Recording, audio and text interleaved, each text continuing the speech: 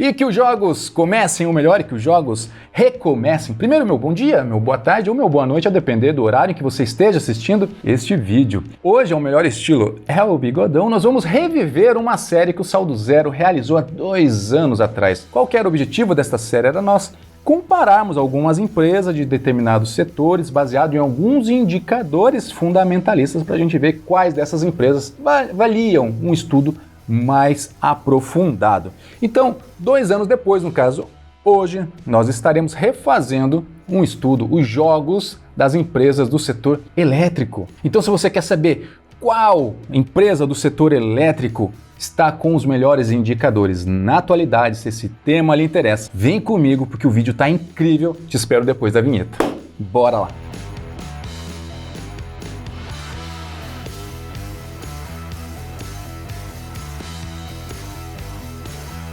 Fala investidora, cada vez mais rico, cada vez mais rica, sejam muito bem-vindos. Paulo Bonetti, criador do Saldo Zero. Se você não estiver inscrito, como sempre, fica o meu convite, se inscreva no canal, ative o sininho para não perder nenhum vídeo sobre dinheiro, riqueza, investimentos, prosperidade, assuntos correlacionados. Se você ainda não me segue, me siga lá no Instagram, por lá temos a oportunidade de interagir de uma maneira mais próxima. E por último, não menos importante, mas muito mais importante, a comunidade VIP do Saldo Zero, que não para de crescer a cada dia. Novos membros. O link para você fazer parte está na descrição do vídeo. Abra a descrição aqui embaixo, pegue o link, vai lá, se cadastre, interaja comigo, interaja com outros investidores. Tenho certeza que vai agregar muito para a sua vida financeira. Mas vamos lá, porque tempo é dinheiro e que comece a batalha. Diferente do que foi feito lá em 2020, quando o vídeo que foi feito sobre o setor elétrico englobava somente as transmissoras, hoje, em 2022, nós vamos englobar todas as empresas do setor, ou seja, as geradoras, as transmissoras e as distribuidoras. A Stephanie fica rindo quando eu faço aqui, que parece que eu estou dando um tiro, mas então, geradoras, transmissoras e distribuidoras, tá bom? E alguns pontos importantes, tá? Primeiro que todos os dados foram retirados lá do site, lá do Status Invest. Não estou fazendo propaganda, mas é um site que eu me utilizo frequentemente. Segundo ponto, empresas que apresentaram prejuízos foram descartadas, porque não faz muito sentido.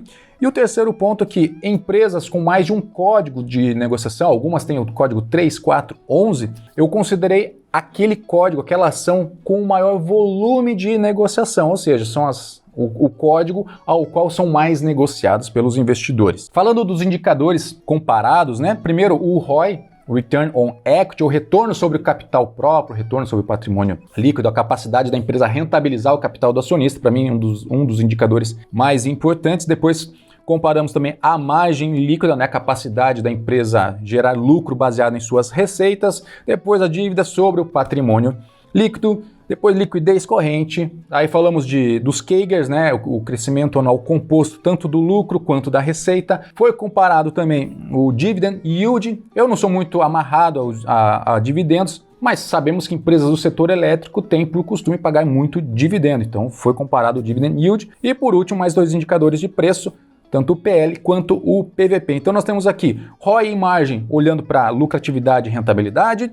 Depois nós tivemos dívida sobre patrimônio líquido, liquidez corrente, olhando para a dívida, 2 indicadores. Depois mais 2 indicadores para olhar o crescimento anual composto, tanto de lucro quanto de receita. E por último, 3 indicadores de preço, o PL, o PVP e também o dividend yield, que tem essa capacidade de nos dizer se uma empresa está mais cara ou mais barata, baseado em seus dividendos. Cada empresa recebeu uma nota em cada indicador pela ordem, na sua ordem, na posição desta lista. São 37 empresas, foram 37 empresas comparadas, ou seja, quem ficava em primeiro lugar ganhava 37 pontos, quem ficava em último ganhava apenas 1 ponto. E ao final, todas essas notas foram somadas para nos trazer um ranking final. E antes de eu mostrar para vocês esses indicadores, gente, tenha em mente, tá? Isso não se trata de recomendação, nem de compra, nem de venda. Nós estamos simplesmente comparando alguns indicadores. E os indicadores são simplesmente a pontinha de um iceberg. Indicadores indicam, mas não justificam, tá? Não se baseie somente por indicador A,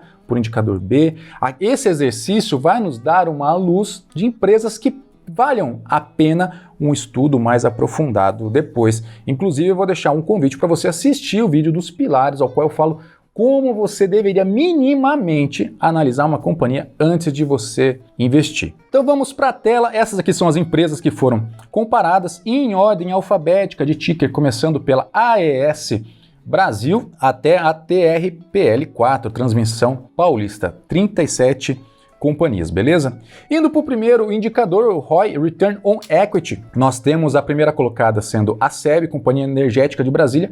É um ponto que chama muito atenção, um ROI de 118%. Deixa eu te mostrar o próximo gráfico para você entender o que está acontecendo aqui. Veja, essa empresa ela tem um ROI médio de 21%. Na verdade, sempre girou entre 15%, daí caiu, teve um ROI negativo, depois 17%, 20%, 15%, ficou nesse ROI mediano. E de repente o ROI dela disparou e agora nós temos um ROI de 118%. Voltando, vejamos o segundo colocado, né? Um ROI de 50%, um ROI de 40% e assim por diante. São ROIs expressivos para o setor, né?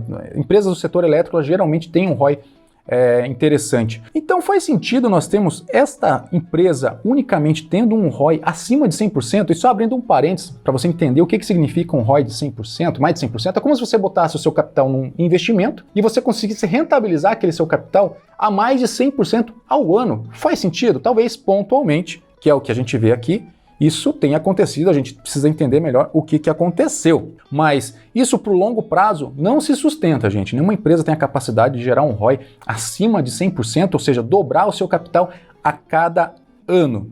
De todo modo, eu tenho explicação para isso no decorrer do vídeo. Eu vou te dizer o que aconteceu com o SEB. Eu preferi não tirá-la da lista e trazê-la como exemplo para você entender, né?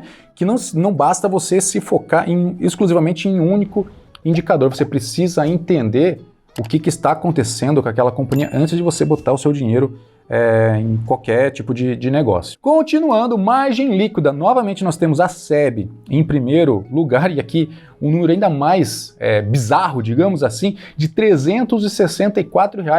É como se você vendesse R$10 para um cliente e ele te pagasse é como se você vendesse R$20 para um cliente e ele te pagasse 30. Faz sentido isso? Não faz muito sentido, né? Vamos ver o gráfico aqui. A mesma coisa, ela sempre teve uma margem líquida extremamente baixa e de repente a margem dela deu um salto. Isso quer dizer que essa empresa ficou extremamente melhor do que todas as suas rivais? Não necessariamente. Na verdade, a margem líquida é mais estranha do que aquele ROI alto, tá? De todo modo, a segunda colocada tem uma margem muito alta, tá? A Afluente e a Taesa também com uma margem de 60% e assim por diante. São empresas extremamente rentáveis, são empresas extremamente lucrativas, tá? Mas novamente nós temos em primeiro lugar a SEB. Falando agora da parte de endividamento, começando pela dívida líquida sobre o patrimônio líquido. É a relação da dívida total, né, dessa empresa sobre o seu patrimônio total. E o que nós temos aqui? Algumas empresas com dívida líquida negativa. Sabe o que isso quer dizer? Que essa empresa tem mais dinheiro em caixa do que dívida. Ela tem mais dinheiro do que própria dívida. Está sobrando dinheiro. E quem que está em primeiro lugar? De novo, SEB. Aí você pensa, pô, a empresa sempre foi mediana. E de repente essa empresa ela teve um ROI estratosférico, uma margem elevadíssima, e agora está com mais dinheiro em caixa. Como a gente diz, não sei se aí na sua região dizem, aqui a gente tem boi na linha. E aí eu fui atrás para buscar entender o que estava acontecendo com a SEB. A primeira coisa que eu fiz, eu entrei lá nas demonstrações de resultados que a empresa divulga no seu site de relacionamento com investidores. Isso vale para qualquer empresa, tá? Entre no site de relação dessa empresa, relação com investidores, busca as demonstrações de resultados e aí, obviamente, você precisa tentar dar uma estudada no que está acontecendo. É fácil? Não, não é fácil, mas também não é tão complexo assim. E o que me chamou a atenção? Quando eu entrei em demonstração do resultado, que fala lá de receitas, o custo, até o lucro líquido, eu encontrei uma linha aqui de outras receitas operacionais. Não sei se vai ficar muito visível para você, mas nós tivemos um aumento nessas outras receitas operacionais de um ano para outro muito expressivo. Aqui nós estamos falando em milhares de reais, mas seria 1.707.249.000 de entradas em outras receitas. De onde é que surgiram quase esses 2 bilhões de outras receitas? Indo mais a fundo, e aí, entrando na demonstração de valor adicionado, eu encontrei uma linha mais específica, receita de alienação de ativo imobilizado, praticamente no mesmo valor, 1,7 bilhão de reais. O que é essa receita de alienação de ativo imobilizado? Isso é venda de equipamentos, venda de maquinários.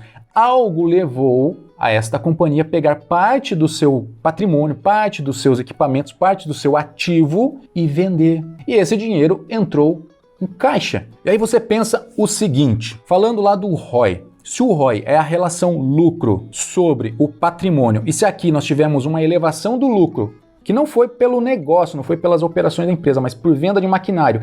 E se, da mesma forma, o patrimônio foi reduzido porque aquele maquinário não existe mais, foi vendido, a relação ficou muito maior. Isso justifica uma elevação do ROI, isso justifica aquela elevação da margem líquida, essa entrada de capital justifica aquela entrada de caixa, ou seja, uma relação de dívida muito pequena nesta empresa. E objetivamente falando, você sabe o que aconteceu? Os caras do Charlie Brown, tô brincando, gente. Objetivamente falando, essa empresa foi privatizada no final do ano passado, ou seja, nesse processo de privatização houve uma ação de venda desses equipamentos, esse valor entrou em caixa, a empresa regularizou suas dívidas, consequentemente reduziu o patrimônio, elevou o lucro, elevou tal, mas algo não recorrente. Inclusive, isso também teve um efeito em outro indicador que eu vou te mostrar mais para frente. Apenas dando sequência, agora falando da liquidez corrente, que é a capacidade da empresa pagar as suas dívidas de curto prazo, a relação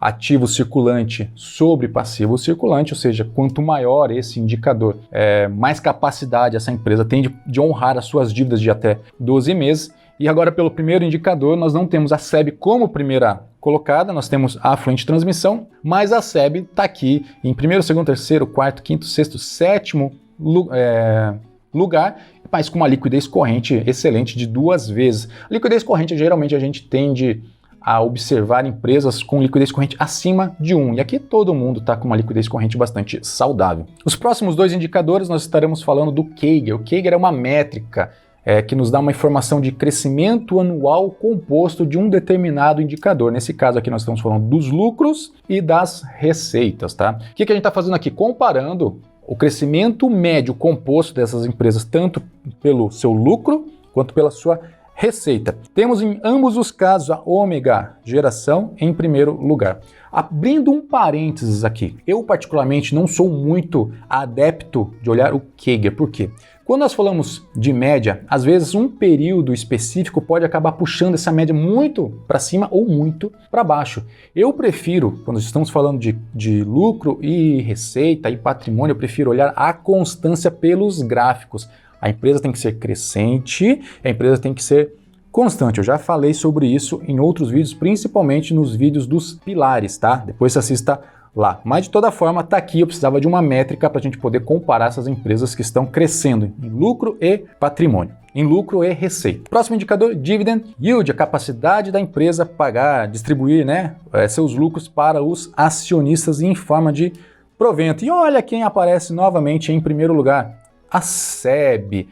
Agora que nós já sabemos o que aconteceu com a SEB, agora que nós já sabemos que ela foi privatizada, que nesse processo houve uma ação de venda de maquinários, de venda de equipamento, de venda de ativo imobilizado de quase 2 bilhões, que esse capital entrou para a empresa, que a empresa regularizou as suas dívidas, o que sobrou desse capital, o que sobrou desse lucro, a empresa distribuiu para os seus acionistas. Ou seja, aquelas pessoas, aqueles investidores que eram detentores de ações da SEB nesse último período, teve uma grata surpresa de receber mais de 200% somente em dividendo. Mas, novamente, isso é algo não recorrente, não vai se repetir nos próximos anos, tá? Então, para quem é fã de dividendo, de carteirinha, investir nessa empresa somente por esse indicador não vai ter uma grata surpresa no futuro. Talvez ela volte para patamares mais comuns do setor, beleza? Agora falando um pouco de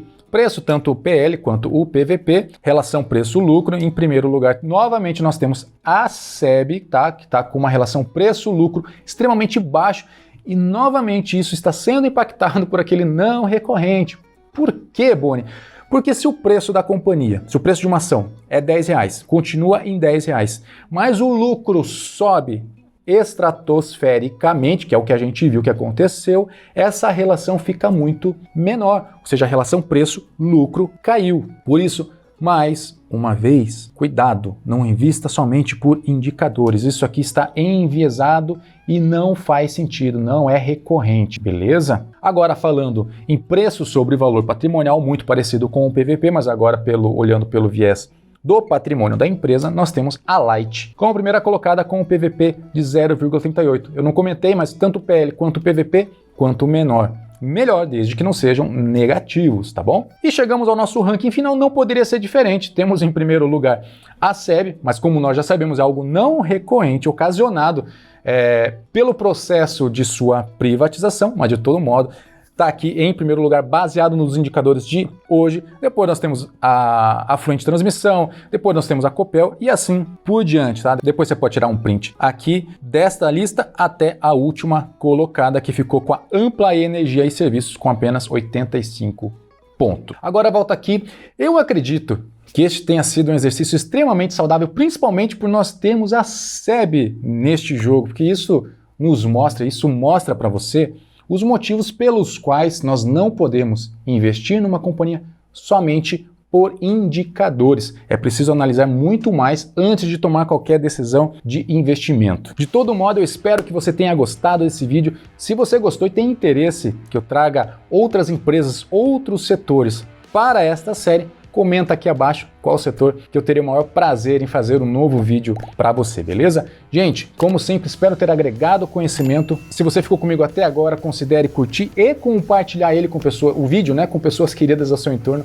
Por fim, sou Paulo Boniati, aquele abraço, até o próximo vídeo e tchau!